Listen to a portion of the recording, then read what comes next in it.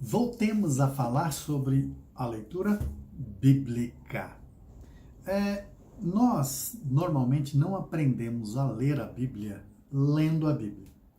Normalmente nós aprendemos a ler a Bíblia por outros aspectos e que nos influenciam. Nós aprendemos a ler a Bíblia, por exemplo, por meio da leitura do culto. Você senta para assistir um culto e ali alguém que vai pregar, um pastor, alguém vai ler a Bíblia. Quando ele lê a Bíblia e faz uma explanação do que ele leu, por mais que você não queira, você está aprendendo a ler a Bíblia.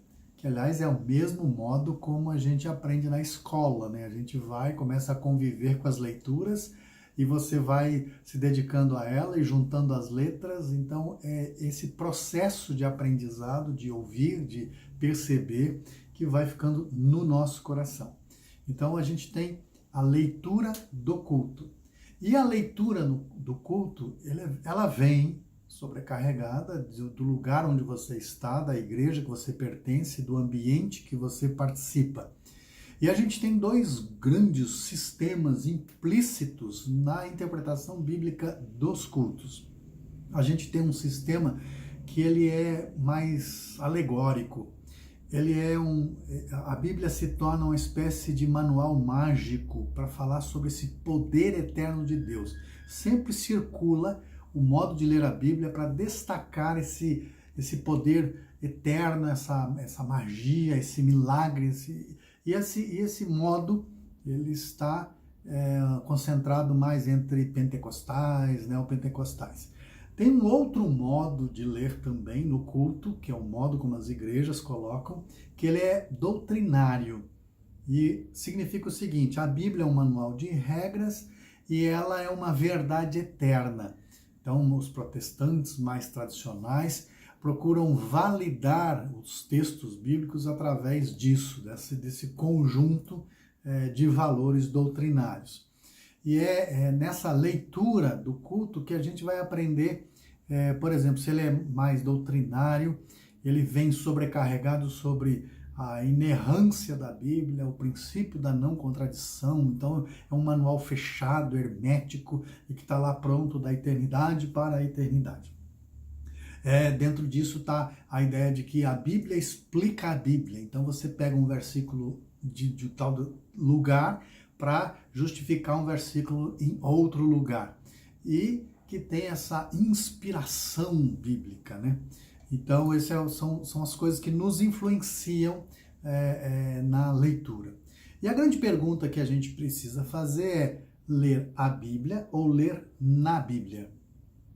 Porque ler na Bíblia é colocar no texto, colocar nela algo que eu quero, ou algo que alguém elaborou que deve estar lá. Quando a gente lê na Bíblia, significa que a gente já está predisposto a encontrar ali aquilo. Então a gente se direciona. E aí, esse sistema alegórico, ele ensina a ver na Bíblia o poder extraordinário da fé. Todas as vezes que vai ler na Bíblia é o poder extraordinário da fé. Então, quando você pega a Bíblia para ler, é o que você está direcionado para encontrar no texto bíblico. E circulam daí um punhado de versículos para autenticar isso sempre. E o outro conjunto, que é o doutrinário, ensina a ver na Bíblia sempre a doutrina. Então você sempre vai encontrar ali um ensinamento doutrinário. E então importante você ter esse desenho, por quê? Porque são fatores que influenciaram a sua leitura. Eu vou dar um exemplo para vocês. A gente tem um exemplo assim, só para efeito de elucidação do que é ler a Bíblia e o que é ler na Bíblia. Evangelho de João, capítulo 14, o verso 1, é um texto bem conhecido, diz assim, ó: não se perturbe o coração de vocês, creiam em Deus, creiam também em mim. Aí o verso 2 diz, é Jesus falando: na casa de meu pai há muitos aposentos. Se não fosse assim, eu lhes teria dito, vou preparar-lhes lugar. Quando a gente está condicionado a ler na Bíblia, o que a gente vai ao ler esse texto? A gente encontra que no céu tem casa, tem quarto, tem um lugar no modelo de uma casa para a gente morar. Mas o texto, ele não traz a palavra céu, ele não traz ideia de céu. O texto em si, ali, o texto, ele não traz que a casa do Pai é no céu, ele não traz isso, né? Aí fala, não, mas está implícito, porque em outro lugar, então, mas o texto, lembra, em das nossas lições anteriores, eu falei assim, uma palavra, ela pode ter um significado em determinado lugar, mas quando ela é usada num outro lugar, ela ganha outro significado. E isso é importante a gente entender. Então, o texto em si precisa ser visto. Então, quando você vai ler a Bíblia, você não pode querer encontrar nela aquilo que você está predisposto a ver. Aí fala, aí você vem com a pergunta assim, mas no céu, Deus não mora no céu, não tem? Então, isso é uma outra discussão, não da leitura bíblica. É essa a diferença que eu gostaria que vocês percebessem.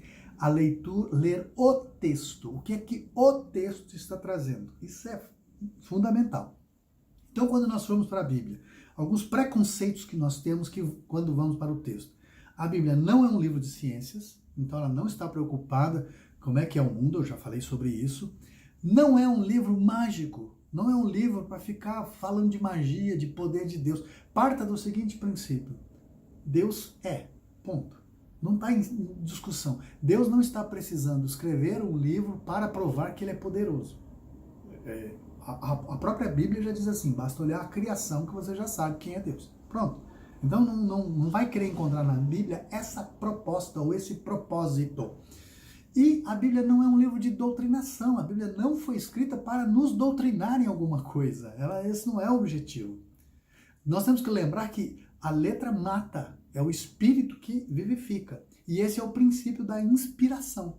Então, a Bíblia deve nos inspirar. Se ela deve nos inspirar, é o espírito que vivifica. E aí você diz assim, mas e aí como é que nós vamos saber então sobre a verdade de um texto? A validação, quando a gente está lendo um texto, nós temos que lembrar que a interpretação bíblica não é particular. A interpretação bíblica não é particular. Significa assim, não é o que eu acho, mas vamos estender um pouco mais. Não é o que determinada igreja ou denominação acha.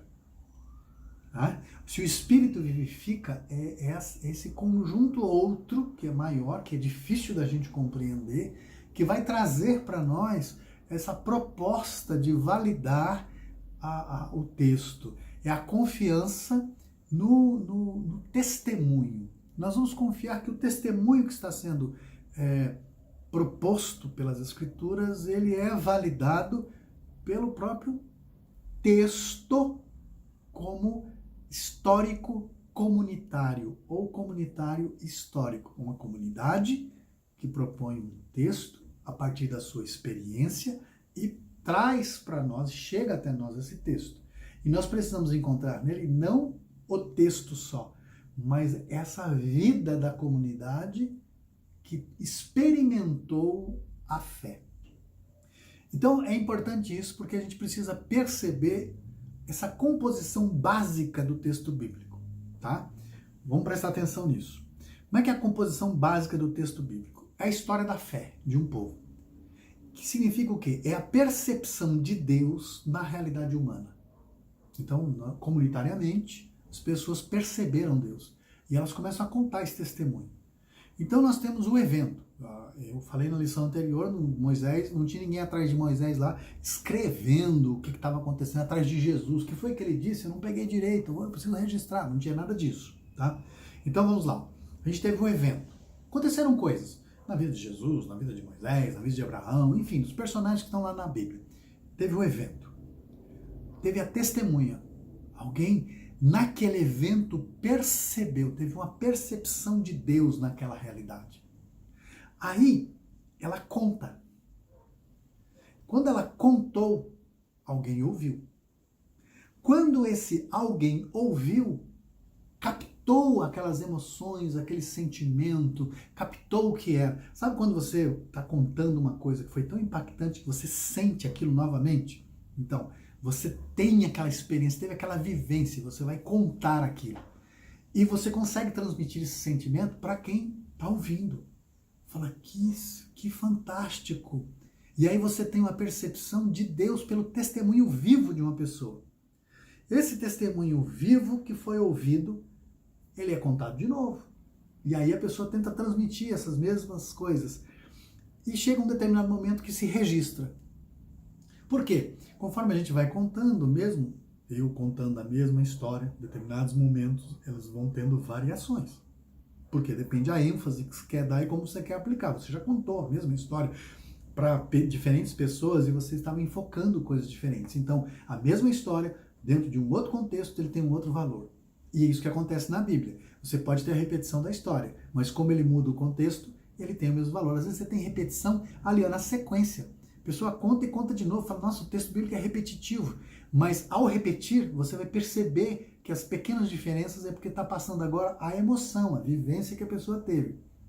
Aí agora você tem a outra dinâmica, que é a leitura. Então você tem o evento, o que aconteceu, você tem a testemunha, você tem ela contando, você tem alguém ouvindo, você tem daí o registro e você tem aí a leitura, que é o que chega para nós. Nós não estamos registrando a Bíblia, nós estamos lendo a Bíblia. Então, veja que é um processo enorme. E tudo isso para percebermos Deus na realidade humana. Não é outro objetivo. Então, por isso, o texto bíblico ele foi escrito muito mais para ser ouvido do que para ser lido. Eu estou fazendo essa distinção porque, assim, não é aquilo que os nossos olhos estão fotografando, mas é aquilo que nós estamos captando com toda a nossa vida. Então, nós precisamos mergulhar no texto tentando ouvir. Tem um versículo que diz assim, a fé vem pelo ouvir e ouvir pela palavra de Deus. Então, é essa audição que a gente tem. Quando a gente está contando alguém, e aí a gente vai ter que ser bem atencioso à história, a gente vai ter que se entregar para o texto, mas não colocar nada no texto. É uma pessoa contando a história e você não está colocando suas coisas nela. A pessoa, eu vivi isso, vivi aquilo, mas aquilo significa isso, aquilo significa isso. Você não está fazendo isso com a pessoa, você está deixando ela contar. Então, deixa o texto contar para você o que ele pretende. E aí, diante deste texto, você tem que estar livre para que ele transmita aquilo que está almejando transmitir. Para isso, você precisa conhecer os elementos que estão lá na constituição do texto. Por isso que é a interpretação. E é, então, importantíssimo você ter esse aspecto. Por isso que a gente diz assim, se é para ouvir, a gente tem que ter essa sensibilidade mais poética, né? Que a poesia, ela não é uma mentira, ela é uma verdade, mas ela é uma verdade universal. Então, quando a poesia fala, a linguagem poética, ela é uma verdade universal, porque ela capta a essência humana, ela tenta captar essa essência humana para transmitir essa essência que é válida para diversas, milhares de pessoas. Quando você fica preso na história, no verídico, nos fatos, você tem uma interpretação particular, restrita. Por isso, discutir, por exemplo, com quem Caim casou, isso é uma coisa restrita, particular, ela não te traz elementos de quem está contando a história. Entendeu? Então, é muito importante você ter isso, você tentar ler a Bíblia, não para chegar a uma verdade única do texto, porque é impossível você extrair do texto essas essências que estavam lá atrás, né, que a pessoa contou. Então, cheguei nessa verdade absoluta do texto. Então, mas o texto não está se propondo a isso. Então, a Bíblia não é um roteiro pré-determinado. Ela pega outro caminho. Por isso, é um diálogo. Nós vamos ouvir e a nossa vida diária também vai iluminar o texto. E o texto vai trazer para nós determinadas reações de percepções de Deus. E aqui é um cuidado. Nós, em pleno século XXI, não devemos reagir diante dos textos bíblicos como seres humanos primitivos, lá de trás. Nós vamos reagir como nós somos. E o grande objetivo, já dizia Agostinho, né, é a gente procurar a interpretação mais caridosa, essa que nos afeta e que afetamos uns aos outros para sermos melhores pessoas. Vamos lá, dicas da leitura para a gente encerrar esse vídeo. você precisa determinar e saber que tipo de texto você está lendo. É profecia, é histórico, é crônica, é poesia, o que é? Que tipo de texto? Você precisa ter um programa de leitura. Não se prenda a esses gaps. Caim casou com quem? Não se perca nisso. Tente detectar a voz, se tem um narrador, se tem alguém contando, se esse narrador pertence ao texto ou não. Detecte os personagens também. Fique atento para as repetições. Preste atenção nos verbos.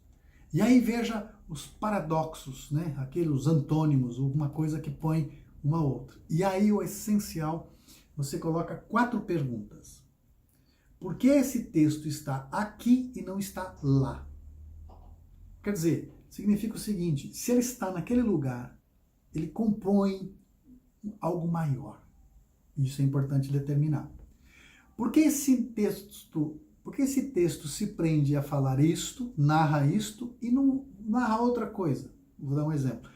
Na vida de Jesus aconteceram N coisas. Por que só essa?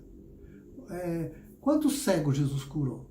Milhares, centenas, sei lá, dezenas. Por que só tem aqui nesse evangelho 2? Por que não tem 10? Por que esses 2? Essas perguntas, na verdade, não é para você querer exaurir a resposta e ter a certeza absoluta, não é uma verdade única, mas é para você se localizar nessa linha do tempo e tentar captar as mensagens que estão no conjunto maior. Aí, as 2 perguntas mais essenciais para todo leitor bíblico. A narrativa que eu estou lendo confirma o Espírito de Cristo? O cristão ele tem que responder isso. Se eu estou lendo e é contrário ao Espírito de Cristo, então eu preciso refazer a minha leitura, porque a minha prioridade não é o texto, mas é Cristo, que Ele é Senhor. Não é o texto que é Senhor, é Cristo. E texto não é igual a Cristo. Jesus certa vez disse assim, vocês vão para as Escrituras querendo a vida eterna, mas não querem vir a mim, que as Escrituras testemunham a meu respeito. Tá? Então, confirma o Espírito de Cristo. E a 4, em que sou transformado? Eu melhoro em que?